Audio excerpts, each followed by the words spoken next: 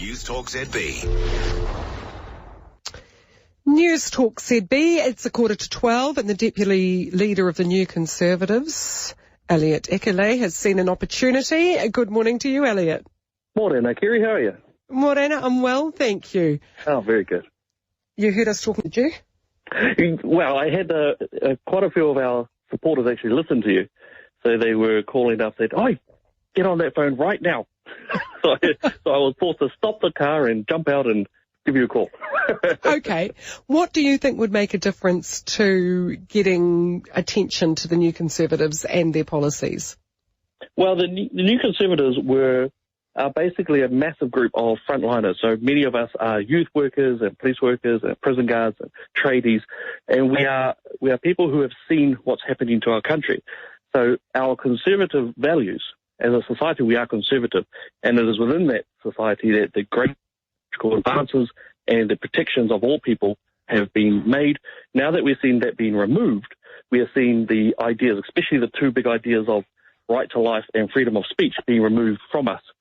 So the Conservative Party, or the New Conservative Party, are those who stand up for those elements. And we've already been able to expose things like the gender ideology. We were able to expose the TKI guidelines. We were able to stand up for free speech before everyone else. And these are just some examples of us even being outside of Parliament. So once we get in, things are going to return back to values. When you say we're a conservative society, who? The group of New Conservatives? Or are you saying New Zealand. Western culture overall, Westminster culture overall, the ideas of Greek democracy combining with Judeo-Christian principles and ethics, that area of elements where we and all of our policies and laws are tethered to those two areas, that is actually our culture. So that is a conservative culture.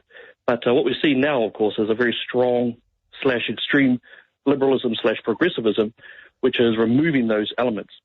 But that's not a new thing. That happened in the 80s. That happened with economic liberalism. It happened with societal liberalism. I think we've been quite a progressive society, not a conservative one. Yes, and it's interesting as well, because what we see, of course, growth, for example, is the suicide rate.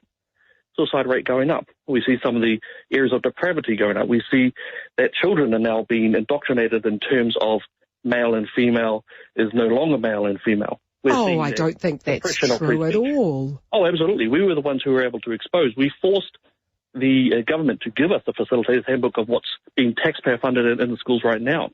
That led to a 40,000 signature petition being brought out to Parliament, which of course was ignored. But we were the ones who were very proud to be able to expose what's going on. But what about those of us who really enjoy living in a multicultural, progressive society? Are you saying that everything should be hinged around Christianity? That the laws basically should come back to that? Oh, one of the wonderful things about conservative societies is that we're able to be whatever ethnicity, whatever culture of ethnicity, as long as we come in under the one law that applies above it. That is how a conservative society will work. So, for example, America's motto, E pluribus unum, is the idea of that one governorship over everything else, and it allows for different thoughts, different expressions to a degree. But that's what we have. And all of that. Well, actually we don't, because what we've seen is a trembling of, for example, our free speech.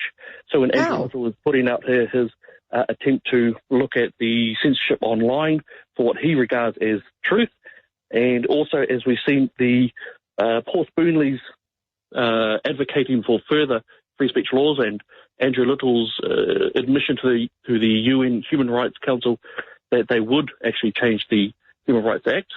Those are all elements of policies that are starting to come in. So you would overturn Sky City's ban on the speaker who wanted to come in and say that, he had once espoused the thought that disabled children should be killed at birth? Well, there's a bit of a mix there. I find his views abhorrent. However, he should be able to speak. That said, I believe Sky City is more of a private centre, so they sort of have which has received a great deal of public money. Yes. In that situation, you'd want to look at that in regards to that. So if they're receiving public money and it's enough where it can be viewed as a public venue, then that's absolutely wrong, and they should be they should let him speak. penalised for that.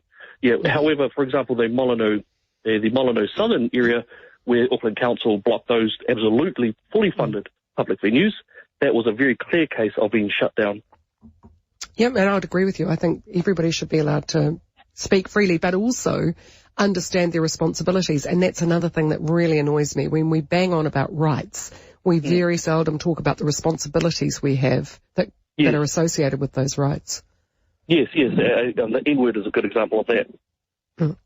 All right. Thank you very much, Elliot. It's Elliot Ikilei, who is the Deputy Leader of New Conservatives, and you can find out more.